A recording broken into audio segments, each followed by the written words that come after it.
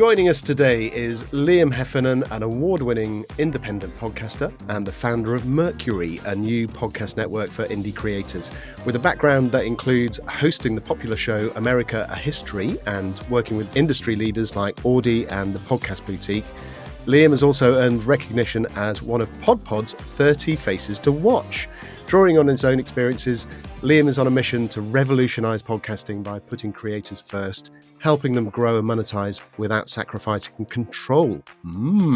That is a very interesting little point there. Let's get into that and the future of Mercury. Liam, welcome to Behind the Show. How are you?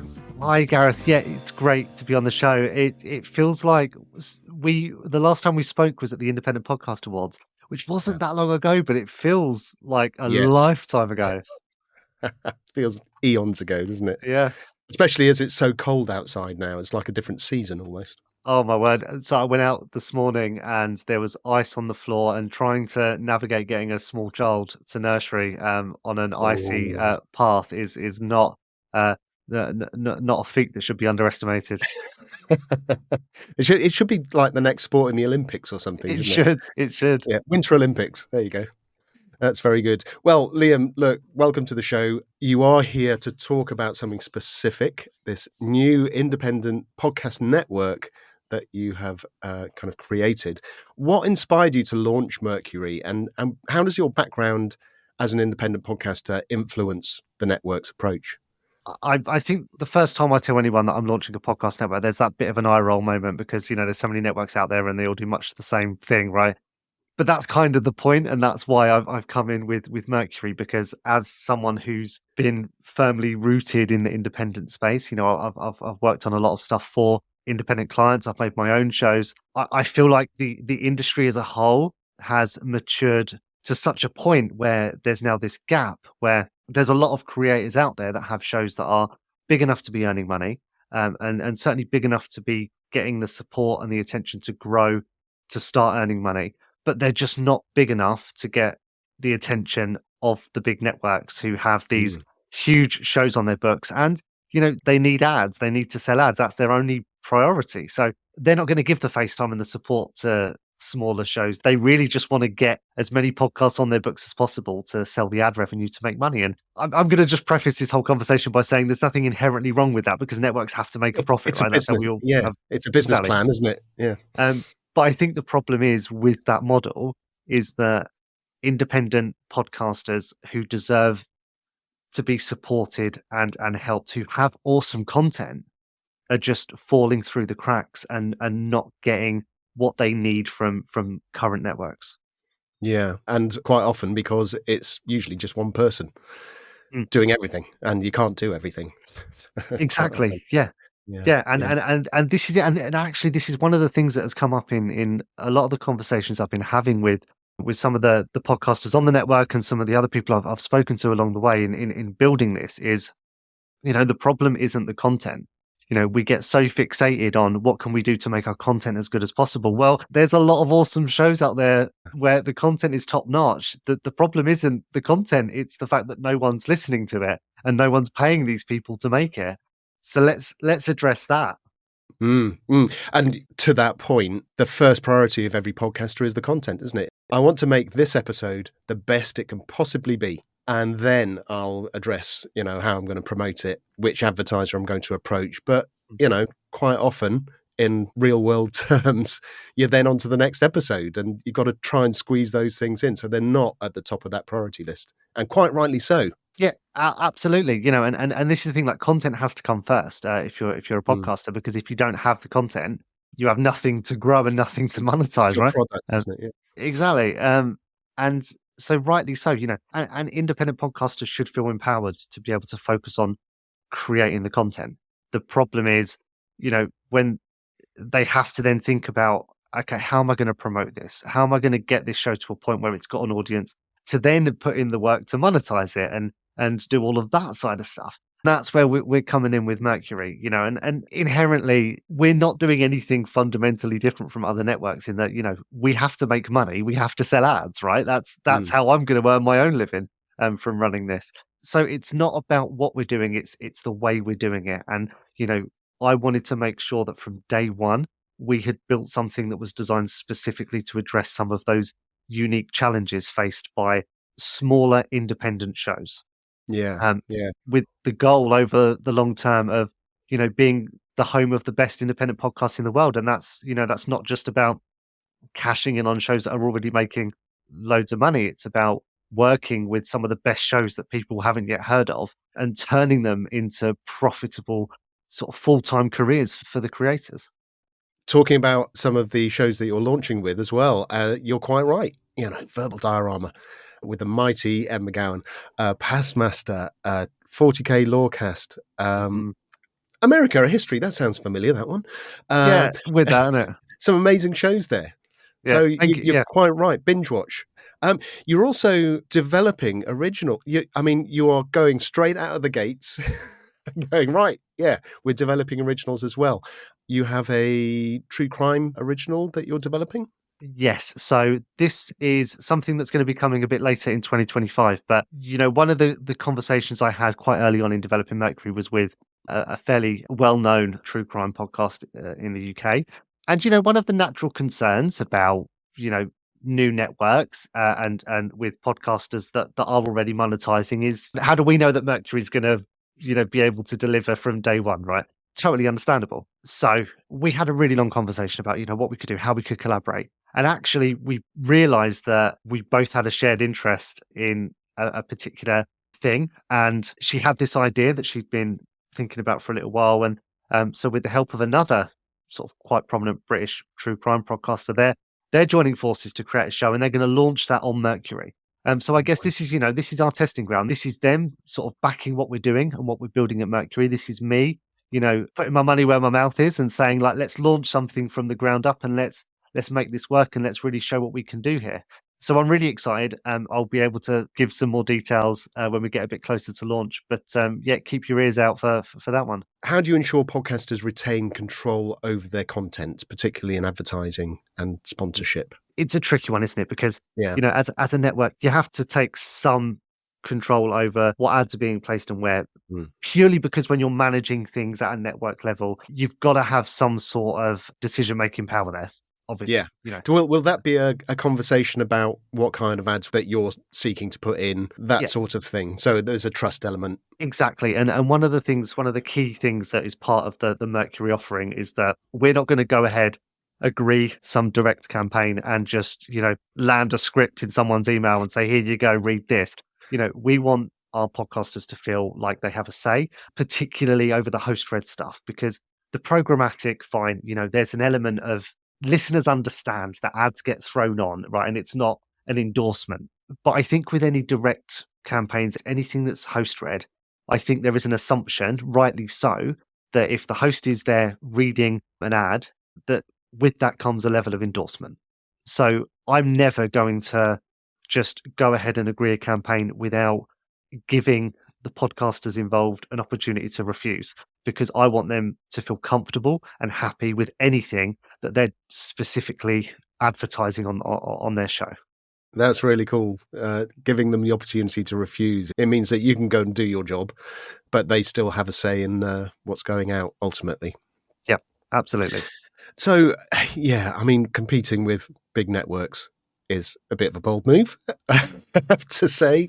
What are the biggest challenges that Mercury will face, do you think, in 2025? I think when launching a network of any sort, there's the initial sort of trust exercise, because there's a lot of established networks out there. And actually, I'm not here to bash any of them because, I know a lot of the people that work in these networks. I know what they're doing and they're delivering exactly what they're promising to deliver and they're doing a great job. The problem that Mercury is addressing is simply this little gap in the market that those other networks aren't able to serve as well. So I don't see Mercury as really competing directly with these networks. Of course, there's going to be some shows that we're all going to go after, right? Yeah. But I think that we're offering very different things. I guess in the same way, sorry to interrupt, but I guess in the course. same way that you've got the British Podcast Awards, you've got the Independent Podcast Awards, there's space for everyone. And both are thriving. So Absolutely. that Independent Podcast Awards was a wonderful space. It was wonderful to see so many indie podcasters in one room and just talking about their shows with passion. It was lovely. So I Yeah, and guess, yeah, there's room it's for everyone, isn't there? it's a great comparison because you're right. Like, if a lot of the shows that were represented and nominated and at the Independent Podcast Awards submitted to the British Podcast Awards, I imagine they maybe wouldn't have had the space to thrive as easily. Because Mm. they're two very differently positioned awards that are aimed at very different parts of the podcasting space. Both are very critical, I think, to ensuring that we have a thriving kind of ecosystem of great podcasts. But I think you can say the same about networks. I think the problem is, up until now, nothing like Mercury has come along. And Mm. again, I'm not reinventing the wheel here. Yeah. I'm just maybe using a slightly different material. Yeah. I guess using that analogy of the Independent Podcast Awards, and I don't want to ask you, you know, where do you see yourself in 5 years? That question, which everyone hates. But how do you see it kind of shaping the podcasting landscape, having something Yeah. like this? It's interesting. You say, I'm not gonna ask where you see yourself in 5 years, but where do you see yourself in 5 years? But no, I understand. Well, So the podcasting landscape to me has been constantly evolving for the last few years. yeah, And I think if you like, for instance, the Independent Podcasting Awards started and that immediately changed everything. yeah. Suddenly the independent podcasting sector, so to speak, had a voice. It was seen. I guess you're adding to that. Yeah, that's what I mean. The podcast Yeah, landscape will change from having something. I mean, are there other independent podcast networks out there? there are definitely. I mean, there are some great networks out there, and actually, I'd shout out the likes of Sports Social and Crowd Network, and they're doing some great things, and they are working with in the more sort of independent space. The bigger players like Wondery. I Mm. think though networks like that have a real strong focus on original in-house productions, being having and sort of this IP ownership. And there's a lot to be said for owning the IP, of course. Yeah. But I don't think that there is a network out there that really addresses the need of providing support for growth and monetization to independent creators without also taking control and ownership of their content. Um, Right. and Yeah. that's really where Mercury is fitting in here. And that's why I think we are adding to that landscape rather than, trying to take over from anyone else. Yeah. Yeah. It's empowering a section of the industry that needs that confidence. It needs that kind of boost and nurturing, I suppose. Yeah, and Yeah. I think there are challenges there. To answer your earlier question, with this sort of model, of course, there are challenges. There's a reason why networks have been created in the way that they have and scaled up in the way that they have. It's Yeah. because financially and economically, that's proven to be the most viable way forward. So yes, there are going to be some barriers along the way, and there are going to be some hurdles to overcome in creating this kind of model for a network that fundamentally isn't really based on owning IP or scaling up rapidly and building that volume. It's about working with independent creators and ensuring that they keep control of their content. We're just helping them on that journey of growth and taking our cut along the way of any ad revenue. Yeah. Um, Of course. and I think I guess the problem is I don't know. I can't Yeah. say this is going to work to this degree over this amount of time because it's kind of new. We're doing something a bit different with networks. We're trying a different model, and it's one that I have 100% belief in. That's why I'm putting my own shows on there. I'm backing myself here. Um, Mm. It's part of but the excitement as well, isn't it? yeah, yeah, it is. You know, Yeah, and creating something, if you played safe with everything, life would be a bit dull, wouldn't it? You know, yeah, yeah. starting something and every independent podcaster will agree with the fact that when you start a podcast, it's really exciting.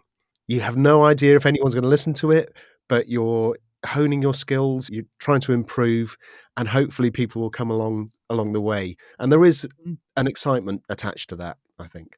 Yeah, absolutely. And I think that's one of the real sort of reasons and drivers behind what I'm doing because I've done that. I've been there. I've been on that journey as an indie podcaster and it is really exciting. It's that feeling of like creating something from a blank canvas and then having a show to put out there into the world, it's so exciting. It's a bit terrifying because you want people to listen and enjoy it. But like, I Mm. don't want to take away from that. I want people to enjoy that experience and feel pride and value in what they've put out there without feeling like, a network's going to come along and kind of cash in on all their hard work and kind of take credit for it from day one. So we're providing that support really early on in ways that other networks maybe can't. And yeah, there's a risk that we help shows and indie creators to scale up and become, huge successes, and then a big network is going to lure them away and help them make millions. Yeah, because we're not offering fixed terms on I our mean, membership. that could be a goal, couldn't it? You got them to such a point where they are being enticed by big Yeah, professional networks. I mean, yeah, what a success that would be. exactly. Yeah. So we're not tying our podcast into any length of time whatsoever. So they could turn Mm. around, in a month and say, we're not getting any value from this, we're out. That's fine. Our hope is that, you know, I guess there's two scenarios, right? If Mercury is a success for our podcast, then either they're going to grow to such a point where they feel like they're going to get more value working with another network. And if they do, then that's amazing. That's a success story for us. We can be proud that we've helped them get to that point because that's the whole point of Mercury. Our hope is that long term, we do help our smaller podcasts become successful and grow and monetize. And in doing so, we're building this really strong community of independent podcasters that then want to help the next generation come through in the same way that we helped them. And over the long term, Mercury is going to be this sort of force to be reckoned with in the independent community, where we've got the best independent podcasters in the world helping the best independent podcasts of tomorrow. Oh, I mean, there you go. There's your call to action, isn't it? Absolutely fantastic. So, I suppose as a small aside, based on your experiences, what kind of advice would you give to independent podcasters looking to grow and monetize their shows? We've touched on it a bit earlier, but I think content really is the most important priority of any independent podcaster. So often, and I've made this mistake myself in the past, you know, we can get really carried away with the idea of where we want to be with the podcast, that we forget to put the focus and the time in where it needs to be at the start. So I think the most important thing for any indie podcaster when they're getting started is just to focus on creating some amazing content and building a podcast and a brand that they're immensely proud of. And also something that they're happy making, right? You got to like find what works for you, because if you get stuck in this rut early on of creating a podcast purely thinking I need to monetize, I need to sort of turn this into like a some sort of business venture, and I think it can really distract you from the whole reason why you wanted to do this podcast in the first place. That's why pod fade sets in. That's why that podcast won't exist in a year's time. I think the best independent podcasts are those that are created by people who genuinely love what they're talking about. And you can hear that comes through in the content. And it's a long game. Mm. Overnight successes take years, and you've got to make sure that you've got content that you're really happy with, that you're proud of, and that you love making. And the audience will come. It's a slog, but just, yeah, Yeah, I, yeah. yeah, I know, I totally relate to that, and I have for one of my podcasts the sort of the opposite problem. A show called The Music Room, which has been going about 3 years. The audience is music creators. So by definition, they're not people who are massively rich. They go from veterans of the community to, bedroom DIY musicians, and there's a lovely community surrounding it. Can't monetize it to save my life. It's just one of those things. And I even, with the launch of a new show that I'm doing now, considered maybe that's it. Maybe it's run its course. I can't leave it alone. I just can't. The community is so lovely and yeah. so supportive of each other. I've seen people collaborate. But this is I feel like it's a bit taboo, isn't it? Like for Mm, someone to say, actually, I'm happy not making money from my podcast, but like that's fine. Like if you're making a podcast that you just love making and you enjoy doing it and you feel like it's putting value out there for someone, like yeah. keep doing it. Like you don't. here's the big secret. You don't have to create a podcast to make money from it. You can just do it because you love doing it. Yeah. As long as you've got a plan, as long as you, like you said earlier on, as long as you're clear on what you're doing, you're passionate about what you're doing, the benefits can come in other ways. And, in my case, that community is everything. Yeah, absolutely. So, Liam, this has been absolutely amazing. How can podcasters or indeed listeners get involved with your new independent podcaster network, Mercury, or learn more about what it's doing? Yeah, firstly, thanks, Gareth. Just I don't know when this is going out in relation to any other coverage we've got, but this is the first big conversation I've been able to have with someone about Mercury. And I've been bottling this up and talking kind of discreetly to people about it for months. So this is awesome to just finally go blah and get it all out. Yeah. So this has been amazing. For anyone that does want to find out more, you can visit mercurypodcasts.com. We'll have some more information about all our shows on there. And also, if you are an indie podcaster and you want to get in touch and talk about potentially joining the network, then use the contact form on there as well. We're also on LinkedIn, posting stuff on there. I don't know if we're going to do much in terms of other social media because I don't think we need to. Maybe we'll be on Blue Sky. We'll never be on X. Not all the time Musk is there anyway. But anyway, that's politics. Let's put that aside. But yeah, you can find us mercurypodcast.com, LinkedIn, and also just look for me. I'm around. Great. Nice one. So thank you very much, Liam, of Mercury, the new independent podcast network. I wish you all the success in 2025 and check in and watch your progress with much interest. Thank you, Gareth. It's been a pleasure.